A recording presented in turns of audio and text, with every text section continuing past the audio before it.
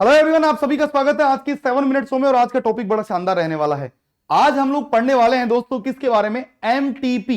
मैं आपको इस 7 मिनट में एमटीपी के बारे में जो सारी सूचना है वो बताने वाला हूं। एमटीपी क्या होता है देखिएगा, मेडिकल टर्मिनेशन ऑफ प्रेगनेंसी। सबसे पहले तो एमटीपी की फुल फॉर्म देखते हैं।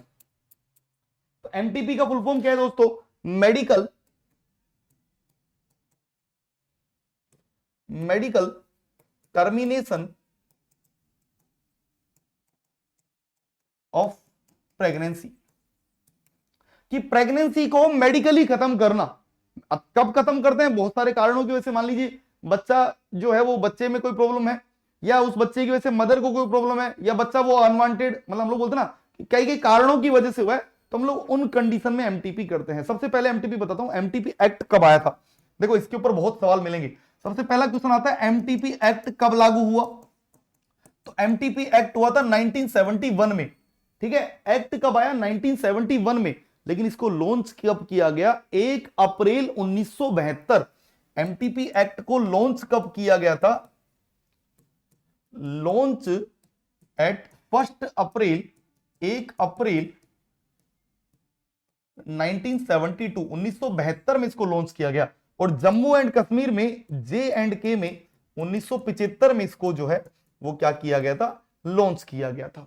उसके अलावा इसमें अब एक न्यू अमेंडमेंट आ गया है, और वो कब आया है? 25 मार्च 2021 को इसके अंदर परिवर्तन कर दिए गए हैं। न्यू चेंज या न्यू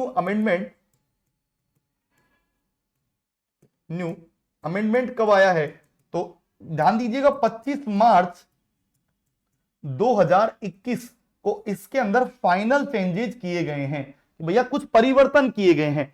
4 सवाल तो ये हो गए। एमटीपी एक्ट कब आया? 1971। एमटीपी एक्ट लॉन्च कब हुआ? 1 अप्रैल 1972।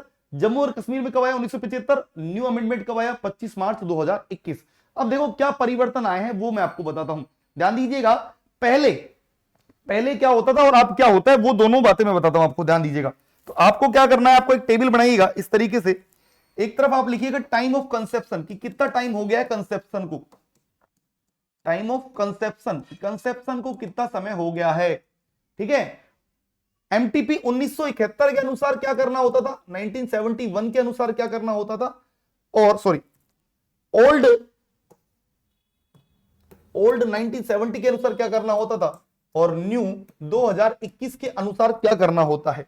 ठीक है, और यहां से जरूर सवाल मिल जाएंगे, बस आपको यही पढ़ना है और कुछ नहीं पढ़ना, ज्यादा कुछ नहीं लगाना। तो पहले अगर अप टू 12 वीक, भाई प्रेगनेंसी को 12 वीक हो गए हैं, up to 12 week of conception की 12 वीक हो गए हैं प्रेगनेंसी को, तो पहले एक डॉक्टर चाहिए होता था। किस चीज के लिए? एमटीपी के लिए एक डॉक्टर रिक्वायर। ठीक है, लेकिन अब कितना है? भी एक ही डॉक्टर है, इसमें कोई परिवर्तन नहीं हुआ, बस परिवर्तन एक ही जगह हुआ है। ठीक है, अब कितने चाहिए होते हैं? अभी भी एक डॉक्टर चाहिए होता है। पहले जो 20 या मैं बोलूं जो 12 से 20 वीक के बीच की प्रेगनेंसी थी, 12 टू 20 वीक के बीच में जो प्रेगनेंसी थी, उसके लिए पहले 2 डॉक्टर चाहिए होते थे, 2 डॉक्टर्स। लेकिन अब उसके लिए केवल और केवल एक ही डॉक्टर चाहिए होता है, 1 डॉक्टर। बस एक चेंज ये देखने को मिला है।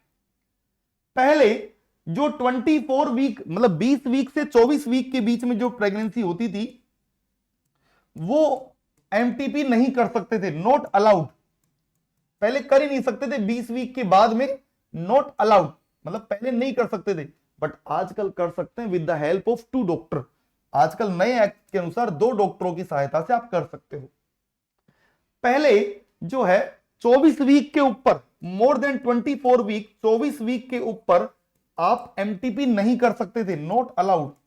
पर अभी आप कर सकते हो विद द हेल्प ऑफ, एक पूरा बोर्ड बनता है, मेडिकल बोर्ड, इसमें 4 लोग होते हैं। With the help of medical board team होती है, 4 लोग होते हैं, और वो 4 लोग हैं, मेडिकल बोर्ड टीम होती है एक पूरी, जिसके अंदर 4 लोग होते हैं। 4 मेंबर की टीम होती है, जिसमें एक आपका गायनेकोलॉजिस्ट होता है, एक पीडियाट्रिक होता है, एक रेडियो होता है, और एक जो है वो कोई भी मेडिकल पर्सनल हो सकता है, आपके आसपास का कोई भी हो सकता है, मतलब आपका मेडिकल जानकार कोई, जो मतलब पेशेंट का रिलेटेड लेकिन मेडिकल फील्ड का होना चाहिए। 4 लोग होते हैं, मेडिकल बोर्ड जो है वो बनता है। क्या क्या बताया? 4 लोगों में कौन कौन होते हैं? एक आपका गायनेकोलॉजिस्ट, एक पीडियाट्रिक, एक आपका रेडियोलॉजिस्ट, और एक आपका जो मेडिकल बोर्ड का टीम मेंबर है वो होता है। दोस्तों ध्यान दीजिएगा, तो 4 लोग होते हैं। मेजरली चेंजेस ये चेंजेस होते हैं।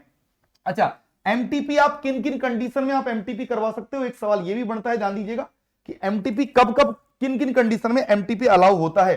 तो ध्यान दीजिएगा, सबसे पहले तो एमटीपी की कुछ शर्तें हैं कि भैया अगर मान लीजिए एमटीपी में बच्चे की हेल्थ को कोई प्रॉब्लम है, कि जो फीटस है फीटस की हेल्थ को कोई प्रॉब्लम है, प्रॉब्लम मतलब सीवियर इंजरी, ये नहीं कि बच्चे के अंदर मतलब उसके मान लो सिर ही नहीं है, उसके पैर ही नहीं है, है ना, कुछ भी मतलब उसका सिर, ऐसे कोई दिक्कत है, हेल्थ प्रॉब्लम जिसकी वजह से प्रेगनेंसी को कंटिन्यू नहीं किया जा सकता, तो पहली रिलेटेड तो फीटस में, या उस फीटस की वजह से मदर को प्रॉब्लम है, फीटस की वजह से किसको है, मदर को प्रॉब्लम है कि भैया अगर ये बच्चा रहा तो मदर मर जाएगी, तो हम लोग उस कंडीशन में उस बच्चे को खत्म कर सकते हैं।